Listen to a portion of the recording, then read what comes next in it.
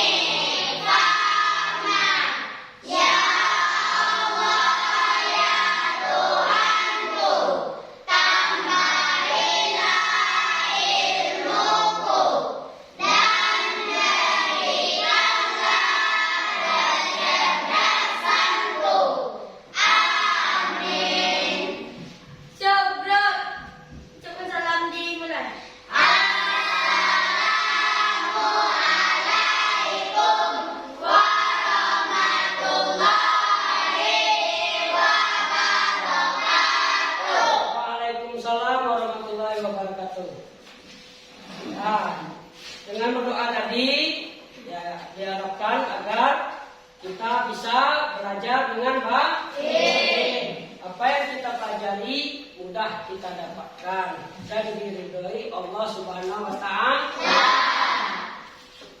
Bapak akan ambil daftar hadir. Apakah anak Bapak hadir semuanya? Alhamdulillah semua hadir ya, tidak ada yang sakit atau tidak ada yang izin, semua hadir. Ya, sebelum itu kita masuk ke pelajaran, kita tepuk semangat dulu. Ya, 1, 2, 3, tepuk semangat.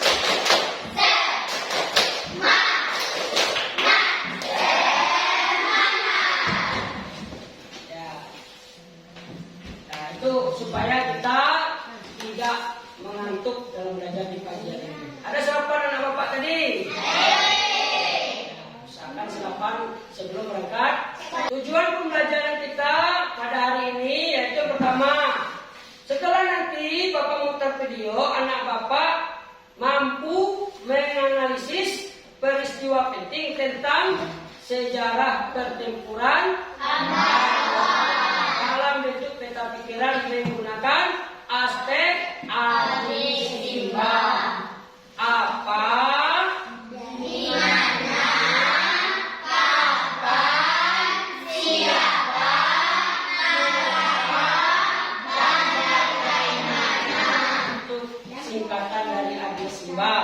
yang kedua, nanti anak Bapak nanti melakukan tanya jawab, ya, mampu membuat peta pikiran untuk menuliskan informasi penting apa yang terdapat di dalam teks pertempuran, menggunakan aspek apa, di mana, kapan, siapa, dan bagaimana.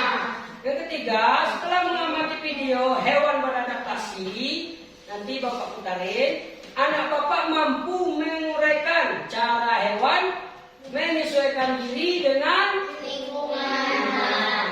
Yang keempat, nanti kita berkelompok diskusi. Peserta anak bapak nanti mampu mempresentasikan cara hewan menyesuaikan diri dengan lingkungannya secara lisan dan tulisan. Nah, jadi inilah tujuan pembelajaran kita pada hari ini. Baiklah, perhatikan video yang bapak putar, amati ya videonya, nanti akan bapak beri pertanyaan. Halo semuanya, kembali lagi di channel Edukasi. Video ini kita akan membahas pelajaran sejarah mengenai peristiwa perang Ambarawa yang terjadi pasca kemerdekaan Indonesia. Membahasnya dalam kelompok sesuai dengan Edukasi ya. Sejak zaman kolonial, Ambarawa sudah menjadi kota militer untuk pemerintahan Hindia Belanda. Benteng Hindia satu yang disebut sebagai Benteng Bandung didirikan di sana. Tidak jauh dari museum kereta api Ambarawa yang dulu adalah stasiun kereta. Bagi kota yang memiliki camp tawanan perang, Ambarawa sudah pasti akan didatangi oleh pasukan sekutu.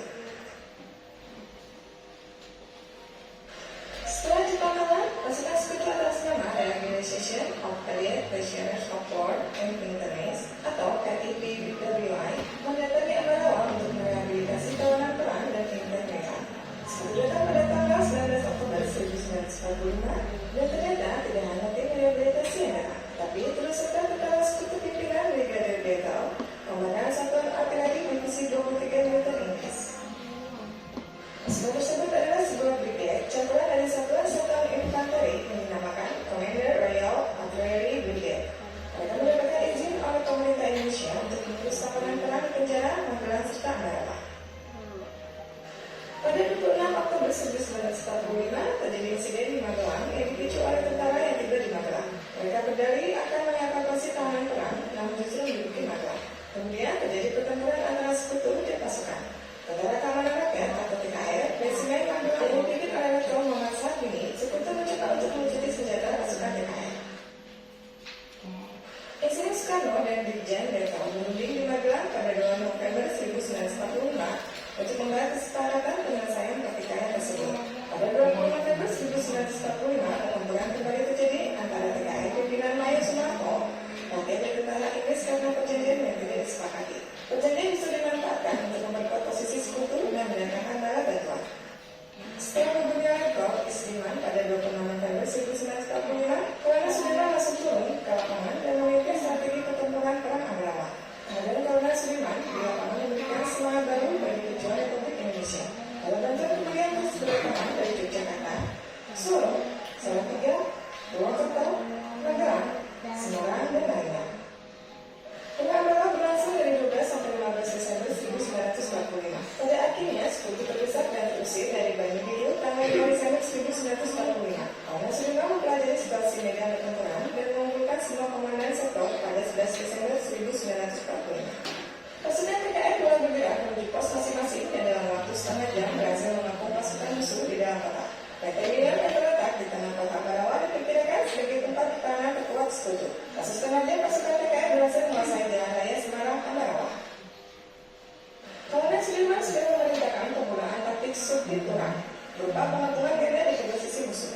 Tujuan pengepungan tersebut untuk memutuskan komunikasi dan pasokan musuh dari pusat. Pada tanggal 14 Desember 1945, pasukan sekutu mulai mundur karena terus disudutkan oleh pasukan Republik Indonesia sehingga persediaan logistik dan amunisi medis.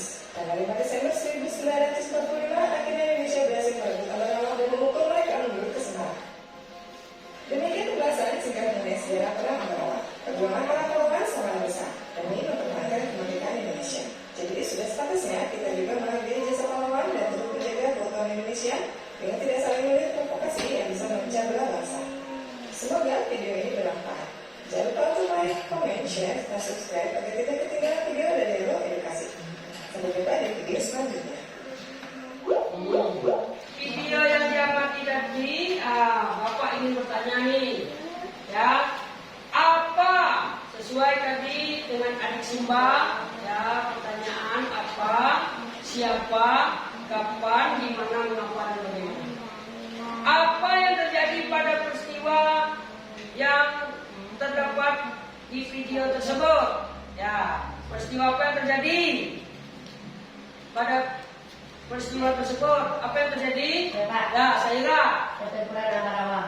Pertempuran Ambarawa. Terus, nah. Ya, siapa yang datang setelah Jepang kalah? Saya, Pak. Ya, Adira. Asal sebut sama Revolution of the Year, Prisoner of War and Independence. Ya, bagus.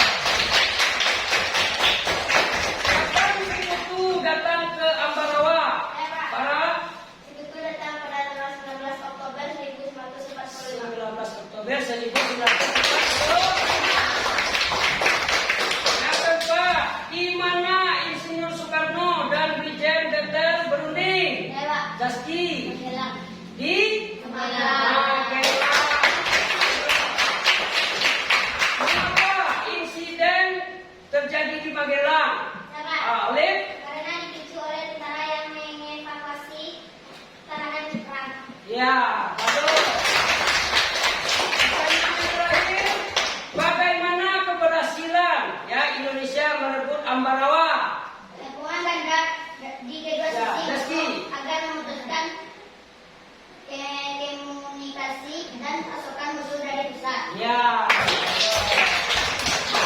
Baik, anak bapak berarti telah memahami video yang telah diputar tadi. Baik, anak bapak semuanya, kita masuk adaptasi hewan. Ada berapa macam adaptasi hewan? Ada 3. 1, adaptasi. Kedua, adaptasi. Yang ketiga, adaptasi. Adaptasi morfologi, yaitu contohnya berbagai bentuk kaki burung, ya. Paruh berbeda-beda, ya. Kaki juga berbeda-beda sesuai dengan fungsinya. Contoh, paruh burung elang, fungsinya apa tuh? Untuk mencapik atau mengoyak mangsa. Ya, dia akan mengoyak mangsanya sehingga dagingnya itu bisa menjadi kecil baru ditelan. Apanya kaki burung elang bagaimana? Kuat, ya, kukunya tajam sehingga untuk mencengkram mangsanya tidak lepas, ya, kukunya tajam. Bagaimana dengan bebek? Paruhnya apa fungsinya untuk apa? Menjadi makanan di lumpur, ya, bebek. Nah, kalau kaki bebek ada banyak selaput supaya mudah untuk ya, banyak contoh yang lain ya. Ada berpipit pendek dia paruhnya, makanannya padi, ya, sesuai dengan paruh dan makanan tadi. Elang, bebek, ya, dan lain lah. Adaptasi fisiologi, contohnya. Dan yang terakhir, adaptasi tingkah laku. Gambar pertama itu yaitu ya, walau sangit ini dia akan berbau, ya, mengeluarkan bau yang tidak sedap. Akan musuhnya pergi. Bos, kalau bunglon dia akan berubah warna sehingga musuhnya tidak dapat melihat. Dia bisa menyesuaikan warna yang berada di tempatnya, di mana dia berada. Contoh, dia bunglon ini di daun warna apa? Dia berubah menjadi apa nggak sama musuhnya? Itulah tingkah laku dari bunglon, sehingga mangsanya tertipu oleh perubahan warna, ya. Dan yang terakhir adalah cicak itu bagaimana tingkah lakunya kalau seandainya dia ada musuh atau ada bangsa.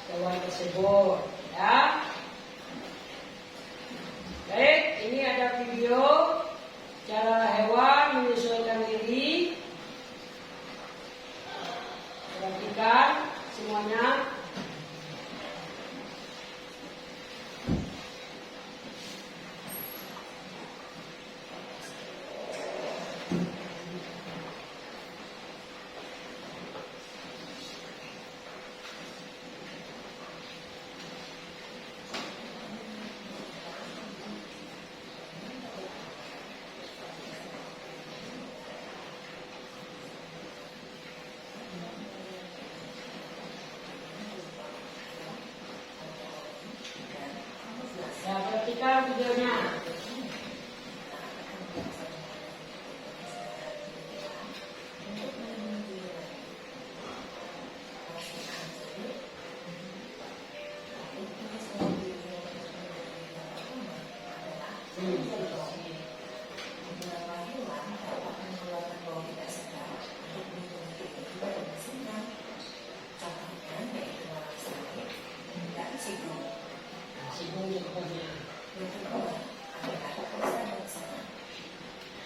Sebagian hewan melindungi diri menggunakan bisa racun. Contohnya ular, kancing, iman, dan ledak. Sedangkan hewan yang melindungi diri dengan senang adalah kukur, anjing, dan belut listrik. Yang ketiga, mati. Beberapa hewan berpura-pura mati untuk mengelabui musuhnya. Contohnya adalah kumbang badak dan pisang. Yang keempat adalah cantang. Beberapa hewan lunak seperti siput, beruang, dan udara melindungi diri dengan cara yang keras. Dalam keadaan bahaya, mereka akan memasukkan seluruh tubuhnya ke dalam cangkang. Yang kelima adalah taring dan cakar. Hewan umumnya seperti kucing, harimau, dan singa melindungi diri dari musuh menggunakan taring dan cakarnya yang kuat dan tajam. Yang keenam adalah mambut.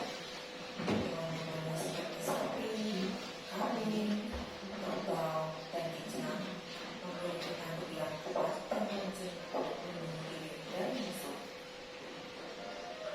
Yang terakhir adalah duri. Beberapa hewan permukaan tubuhnya ditutupi duri untuk melindungi diri dari misalnya. Contohnya yaitu landak, ikan tawar, dan ekidna. Kemudian ada penyesuaian diri hewan untuk melindungi diri. Hewan juga memiliki insting untuk mempertahankan dirinya dari ancaman musuh atau pemangsa. Menarik ya?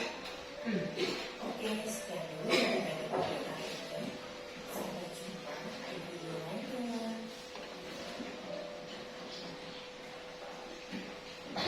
Berdasarkan video yang telah diamati, anak bapak apakah bisa menjawab pertanyaan-pertanyaan yang ada 6 poin tadi? Ayo, ada 7 ya. Ada 7 poin. Yang pertama yaitu hewan dengan cara mengeluarkan kelenjar bau. Nah, siapa yang bisa menjawab apa fungsinya dan apa contohnya? Ya, silakan. Seri. Ya. Mengeluarkan bau tidak sedap untuk melindungi dirinya dari musuh. Bagus. Contohnya Walang sangit dan sigong. walang sangit dan sigong. Yang kedua, hewan yang berbisa dan mempunyai sengat. Nah, siapa yang tahu pengertian dan contohnya? Siapa? Ya, silakan Reha. Melindungi diri menggunakan bisa racun. Contohnya ular, kelajengking, lipan, lebah. Bagus. Yang ketiga, ya hewan yang berpura-pura mati. Apa maksudnya tuh pengertiannya? Siapa? Ya, Abdal. Berpura-pura mati untuk mengelabui musuhnya. Contohnya kumbang, badak, dan musang. Ya, betul. Yang keempat, yaitu hewan yang mempunyai cangkang. Ya, Sipa, silakan. Melindungi diri dengan cangkang. Contohnya siput, umang-umang, dan kura-kura. Ya, betul. Yang kelima, hewan yang mempunyai taring dan cakar. Siapa? Oleh, silakan. Melindungi diri dari musuh menggunakan tali dan cakarnya yang kuat dan tajam. Contohnya kucing, harimau, dan singa. Ya, betul. Hewan yang mempunyai tanduk. Nah, siapa yang bisa menjawab? Siapa? Ya, Rizky. Melindungi dari musuh dengan tanduk yang kuat dan tajam. Contohnya sapi, kambing, kerbau, dan kuda. Ya, betul. Yaitu hewan yang selimuti badannya sama duri. Siapa yang bisa menjawab? Siapa? Ya, silakan Regina. Permukaan tubuhnya ditutupi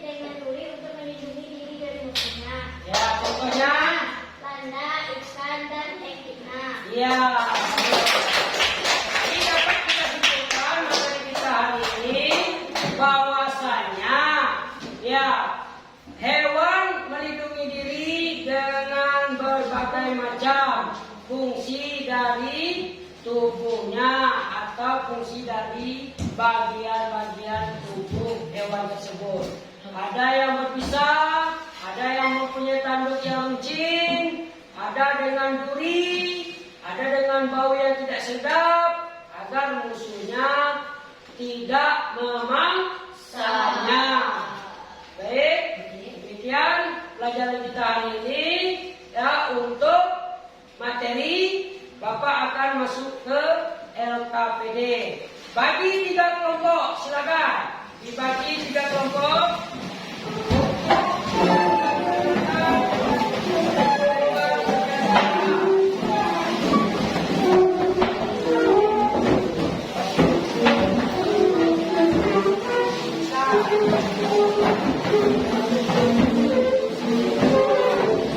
Kelompok 1,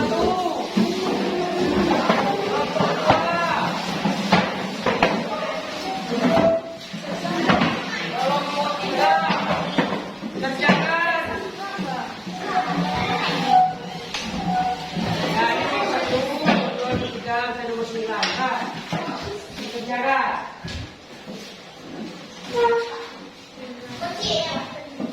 Ya, ini gambarnya. Silakan kerjakan, ini ditampilkan ke depan. Ditampilkan ke depan lagi ya.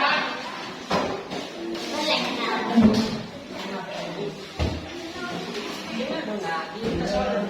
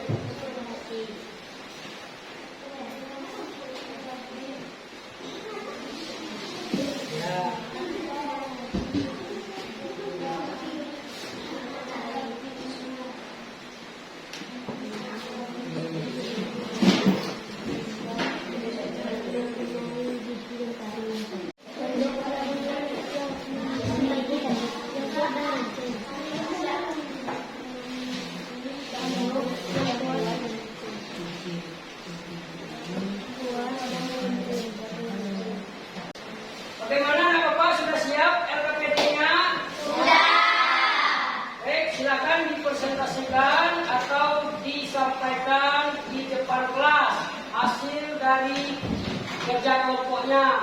Salah satu dari temannya mewakili kelompok. Ya, silakan untuk kelompok 1.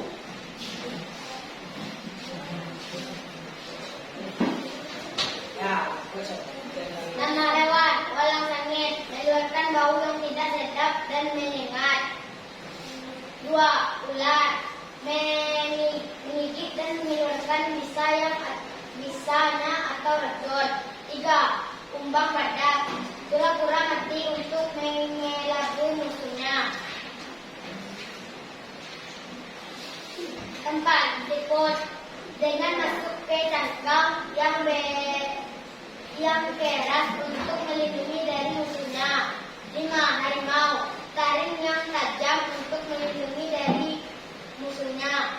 6. Sapi, memiliki tanduk yang kuat dan runcing. 7. Kerbau, memiliki tanduk yang kuat dan runcing. 8. Kucing, mempunyai taring yang tajam.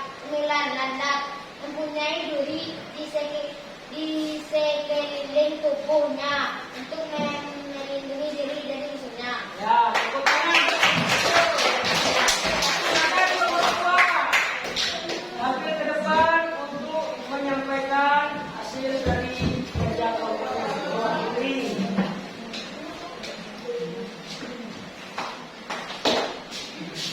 Ya, nih. Yang lain perhatikan, kalau ada salah, jadi ditanggapi ya, kasih masukan atau ditanya boleh. 1. Walau sangit, mengeluarkan bau. 2. Ular, mengeluarkan bisa dan racun. 3. Kumbang, pura-pura mati. 4. Siput, sembunyi dalam cangkang. 5. Harimau, mengeluarkan cakar dan taring. 6. Sapi, menggunakan tanduk yang kuat dan runcing. 7. Kerbau, menggunakan tanduk yang kuat dan runcing. 8. Kucing, mempunyai cakar dan taring yang kuat dan tajam. 9. Landak, menyelimuti tubuh dengan duri yang tajam. Silakan kelompok 3 untuk menyampaikan kelompoknya, mewakili satu orang.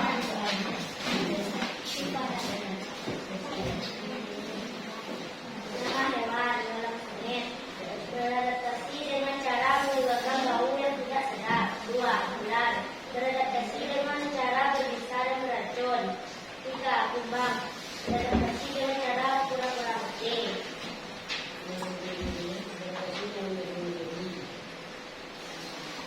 4. Siput, memasukkan dirinya ke dalam cangkang. 5. Harimau mempunyai cakar dan taring yang tajam. 6. Sapi, mempunyai tanduk yang runcing. 7. Kerbau, mempunyai tanduk yang runcing. 8. Kucing, mempunyai dan taring yang tajam. Mempunyai cakar dan taring yang tajam. 9. Landak, menyelimuti dirinya dengan duri. Ya, tepuk tangan. Jadi, hasil dari pekerjaan kita kelompok hari ini, ya, ada kelompok 3 kelompok, itu 1 dan 2, 3, bahwasanya, ya, hewan bisa melindungi diri dari musuhnya agar musuhnya tidak memangsanya. Jadi bermacam-macam, mengeluarkan bisa, apalagi mengeluarkan bisa tadi, dan apalagi tanduk yang runcing, apalagi mengeluarkan bau yang tidak sedap. Menyelimuti duri. Ya, ada yang menyelimuti duri badannya. Berikut lagi mempunyai tanduk, taring dan tubuh yang tajam. Ya, baik. Demikian ya pekerjaan kita hari ini. Anak bapak sudah melaksanakan pembelajaran dengan baik. Bagaimana pelajaran hari ini? Apakah menyenangkan tidak? Menyenangkan. Bagus. Alhamdulillah. Pelajaran kita hari ini sangat menyenangkan. Ya, demikian untuk mengakhiri dari pembelajaran kita. Nah, kita tutup dengan baca doa kepada ketua kelas. Dipersilakan.